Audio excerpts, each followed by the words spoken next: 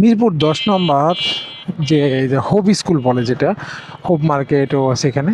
তো এই জায়গাটা রাস্তার অর্ধেকটা ধরেই কিন্তু এই যে দোকানপাটগুলোর দখলে থাকে। যেমন দেখেন এখন কিন্তু দোকানপাটগুলো উঠে গিয়েছে, কারণ রাত হয়ে গেছে, এরা দোকান ক্লোজ করে ফেলছে। এখন কিন্তু জিনিসটা কিন্তু রাস্তা কিন্তু স্মুথ চলাচল আছে, বাট দুই একটা এই যে এই প্রজাপতি আর কিছু কিছু বাস আছে, এই বাসগুলো ভালো কথা।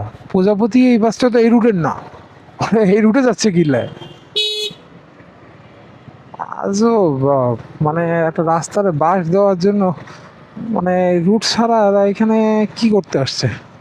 যাই হোক, যে প্রসঙ্গে ছিলাম আসলে, এই রাস্তাটা কিন্তু মোটামুটি এই যে দোকানপাটগুলো যদি না বসতো, এটা কিন্তু যথেষ্ট পরিমাণ চওড়া একটা রোড, এবং এই রাস্তাটায় কিন্তু ভালো পরিমাণ কিন্তু মনে করেন যে গাড়ি চলাচল করে, যতই চলুক না কেন এই রাস্তায় জ্যাম হওয়ার কোনো কারণই নাই। তারপরেও জ্যাম হচ্ছে খালি এই রাস্তার অর্ধেকটা ধরে এই যে পার্কিং, তারপরে এই যে মার্কেটগুলো বসার কারণে।